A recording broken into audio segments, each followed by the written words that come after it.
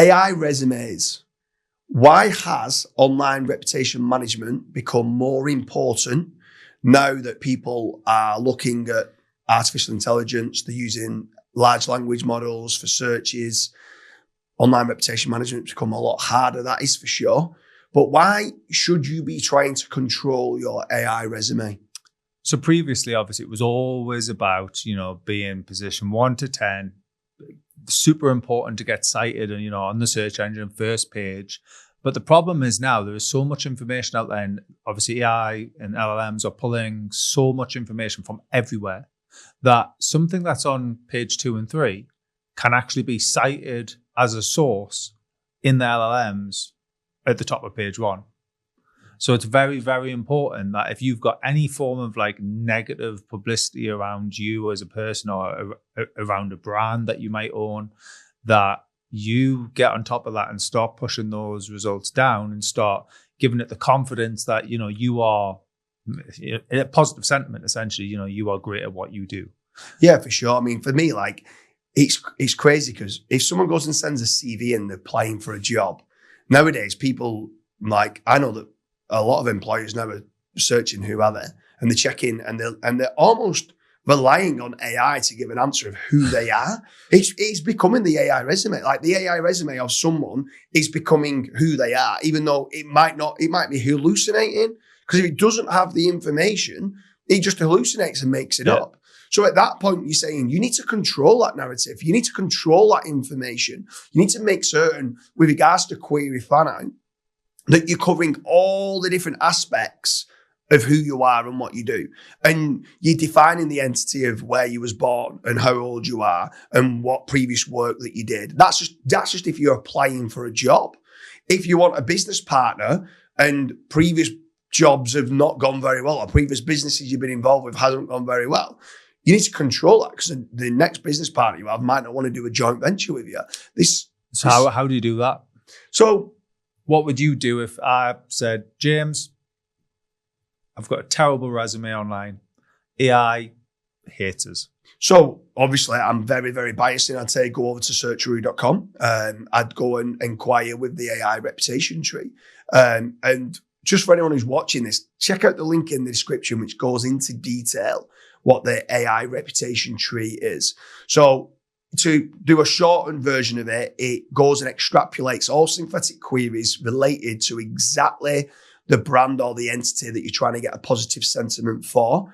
It goes after every single keyword and key phrase around that, goes and builds articles on third-party sources that talks about it in the messaging exactly how you want it. So you're delivering the LLMs in a specific manner with semantic triples that's feeding those LLMs the information that you want within your AI resume.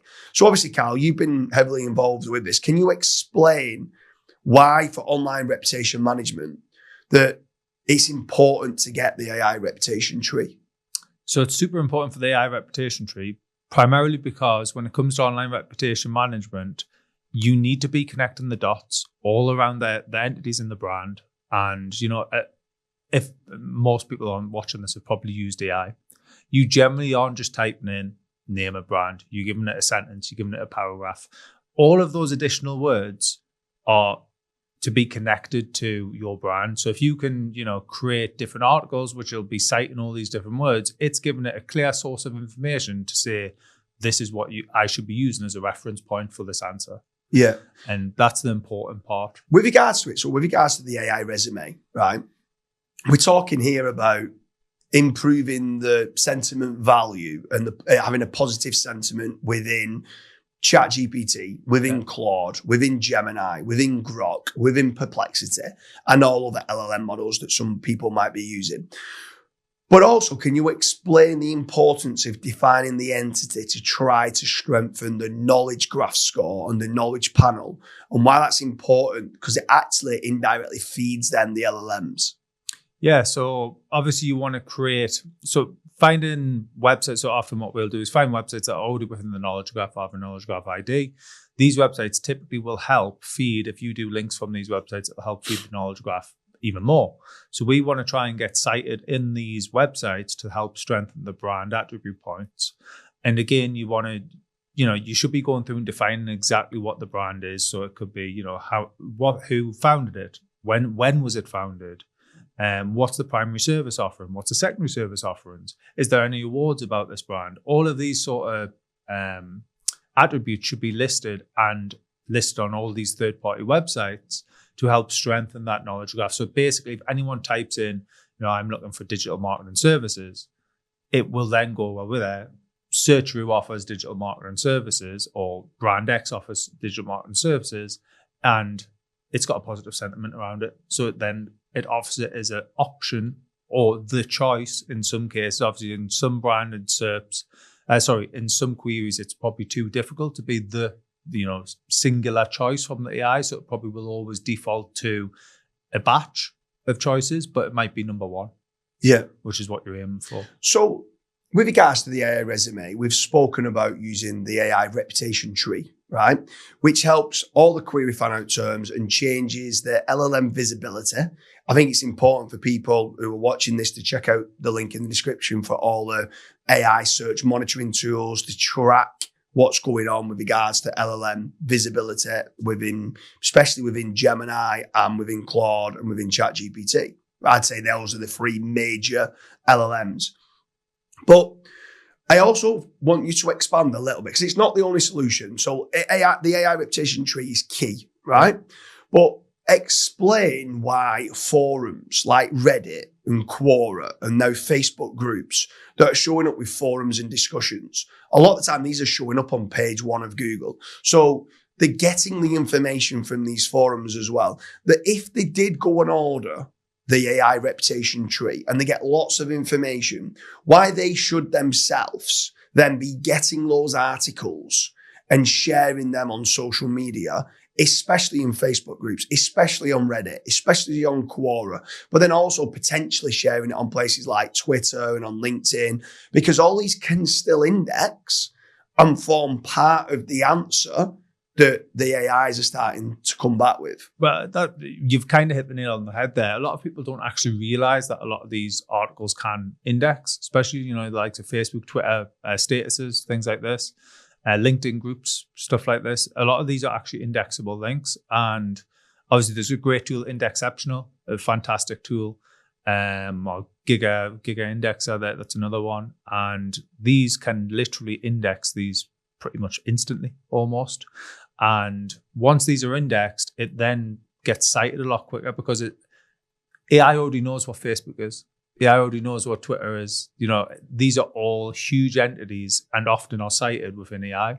So it's important to be listed. Just to kind of expand on this. So you mentioned there gigaindexer.com and indexceptional.com as being an indexing tool. For anyone who doesn't understand what that is, so that if I go and do a tweet, right, why is that important for me to go and load it into Indexceptional to try then to get it indexed? Like, explain why if I didn't do it, it's not indexed. Why is that helping my AI resume? It's helping the AI resume because if you go and get it indexed, or not get it indexed, if you got it indexed, there's a high chance that it's going to come up number 1, or at least on the top first page of Google. If it's higher up in Google, typically it's going to be cited more often from Gemini.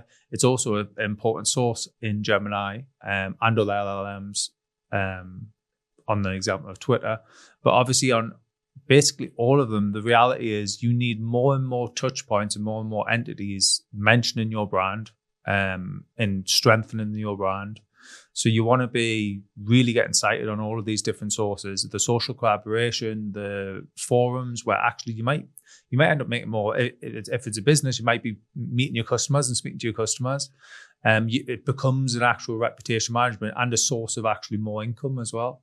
So it's also beneficial in more than just one way of manipulating the SERP or manipulating the AI and LLMs. It becomes beneficial in the sense that it's going to actually make you money as well. And then with regards to the AI resume, if someone's looking at it and they say, I think that artificial intelligence talks okay about me, right? And they're thinking, I don't need this until I need to do reactive online reputation management services, or looking to get an ORM company to kind of come along and waiting for something bad to happen. Why is it important for people to proactively now be getting this, to control that messaging, to not just have an okay AI resume, but exactly be what they want it to be, that it's selling what they do. AI is in its infancy and it's still very much learning. And I don't see why someone would just sit there and be happy with an okay response from an LLM that's learning more when their competitor could potentially already be starting this process of strengthening theirs. And if that competitor starts doing comparison reports against their brand and starts almost, on third-party sources saying that, this brand's okay, but we're way better, then they're going to strengthen their own brand and worsen theirs. So all of a sudden the LLM starts saying over time, these are worse, these are worse, these are worse. So if you don't get on the ball now or get on top of it quickly, you won't stand a chance because they'll have so many data points. If someone isn't doing it like from now forward, they're going to have so much more data points for the AI. Yeah, for sure. Anyone watching this with regards to the AI resume podcast, I strongly recommend you go and do a search in ChatGPT, in Claude, and in Google that says, why should I not use my, and then put your brand name and see what it says of why you should not use it. And then what you then want to be trying to do is try and tackle those reasons of why you shouldn't be using it to try. This is what another thing that the AI reputation tree is doing. It's trying to change that positive sentiment to saying, well, actually, they're a great company. There is times you should be putting some pros and some cons. Like for me, with regards to FatRank, it might be that they only work in a small area and we work with nationwide companies. So you say, why should I not use FatRank? It would say, you should not use FatRank if you only work in a small area. But if you're a nationwide company, they're a great lead generation agency. I'm happy with that answer because that's exactly who we are and what we do. But you should always be trying to look at the positive and the negative sentiment of what AI is spitting out and saying about you and try to control that messaging. I think that online reputation management has become more important than ever. Getting that AI resume, not just for your personal brand, but for all your corporate brands and covering all different entity attributes of what you do. Get that AI resume having a positive sentiment. Karl, it's been an absolute pleasure. Cheers, James.